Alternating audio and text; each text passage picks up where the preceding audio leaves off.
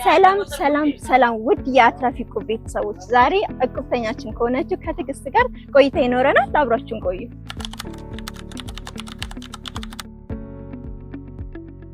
ትዕግስት ድንቁ ደነቀ ይባላል። የተሰማራሁበት የቤትና የቢሮ እቃዎች ናቸው።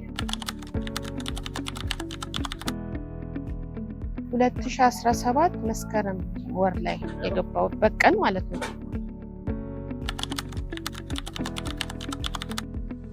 እቁብ ከመጀመሪያ በፊት የነበረኝ አመለካከት ፍርሃቻ ነው። አንደኛ በመጀመሪያ ደረጃ ፍርሃቻ ነው። ምክንያቱም የማንተዋወቅ ሰዎች ስላሉ የምንጥለው ከማንተዋወቅ ሰዎች ጋር ስለሆነ ፍርሃት ነው። የሚሰጡኛል ላይሰጡኝም የሚል ፍርሃት ነው። ሌላ ምንም አመለካከት የለኝም። እቁብ ከባንክ ቁጠባ የሚለየው ቁጠባ ከሆነ ለብቻሽ ነው የምትቆጥቢው። ባንክ ከሆነ እቁብ ከሆነ ደግሞ ከብዙ ሰዎች ጋር ለምሳሌ በትንሹ ከ10 ሰው ጋር ስለምትጥይ የ10 ሰው እቁብ ቢያንስ ሁለተኛ ወይ ሶስተኛ ሊወጣልሽ ስለሚችል ያንን እቁብ ብር ወስደሽ ትሰሪበታለሽ፣ ችግርሽን ታሻሽይበታለሽ። የባንክ ቁጠባ ግን የሚጠቅመው ላንቺ ብቻ ነው፣ ለራስሽ ማለት ነው። ለግሌ ብቻ ነው የሚጠቅመኝ።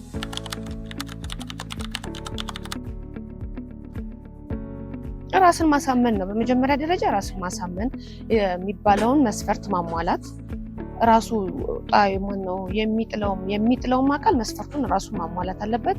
ጣዩም አካል ሰብሳቢውም አካል ደግሞ የሚያስፈልገውን ነገር ማሟላት አለበት፣ ማስተካከል አለበት ማለት ነው። በቃሉ መገኘት አለበት።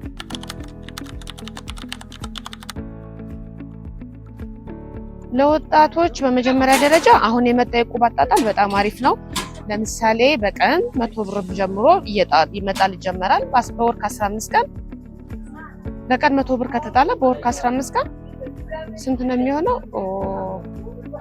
100,000 በቀን 1,000 ብር ቢጥል አንድ ሰው በወር 100,000 ብር ይሰጠዋል ማለት ነው። ያንን በወር 100,000 ብር ወስዶ በ3 ወር ነው የሚጨርሰው። ይሄን እቁብ በወር ከ15 ቀን ይሰጠዋል 100,000 ብር። ያቺን 100,000 ብር ወስዶ የስራ ማቋቋሚያ ያደርገዋል፣ ለስራ መነሳሻ ያደርገዋል፣ ለችግሩ መፈታቻ ያደርገዋል እና እየሰራበት ይጥላል ማለት ነው። ያንን እቁብ ጥሎ ሰርቶ ተጠቅሞ ይጨርሳል ማለት ነው።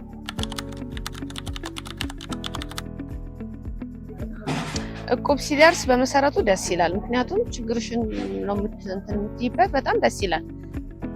ለስራሽም ታስፋፊበታለሽ፣ ችግርሽን የምትይው እና በጣም ደስ ይላል። እቁብ በጣም ነው ጥሩ ነው። እቁብ ሲደርስ በጣም ደስተኛ ነው የሚያደርግሽ።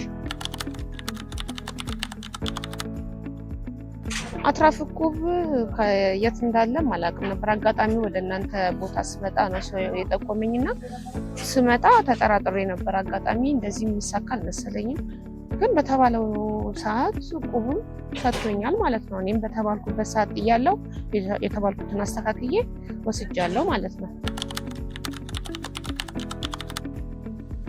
የተጠቀምኩት ለችግሬ ደርሶልኛል፣ ችግሬን ቀርፌበታለሁ። አሁንም ደግሞ ተጨማሪ ይሄን ጨርሼ ለመግባት ሀሳብ አለኝ።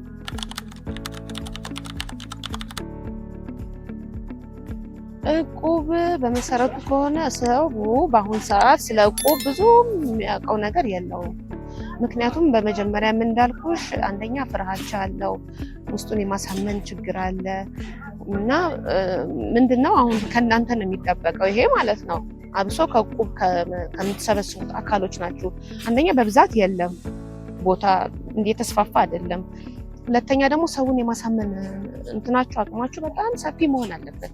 ሰው በትንሹ መረዳት ያለበትን ትንሽ ሰው እኮ ዛሬ ጫማ ጠርጎ ሊስትሮ ጠርጎ እቁብ መጣል ይፈልጋል። ግን የእናንተ አመጣጥ፣ የእናንተ አገባብ፣ የእናንተ አቀባበል ጥሩ መሆን አለበት።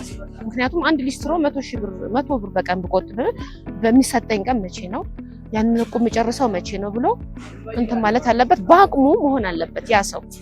ለምሳሌ ትንሽ ሰው ከሆነ የምትጠይቁት ነገር እንዳቅሙ መሆን አለበት። ለምሳሌ አሁን ከኛ ንግድ ፍቃድ ምናምን ይጠየቅ የለ፣ ከዛ ሰው ደግሞ ከዛ ከግለሰብ ደግሞ እንዳቅሙ ሲሆን ከትንሽ ሲጀመር ከፍ እያለ ይሄዳል ማለት ነው። እሺ አመሰግናለሁ። እሺ ተመልሰናል። ከትዕግስት ጋር የነበረን ቆይታ ይህን ይመስል ነበረ። እናንተም እቁብ በመግባት እንደዚህ ቢዝነሳችሁን እያስፋፋችሁ ተጠቃሚ ሆኑ።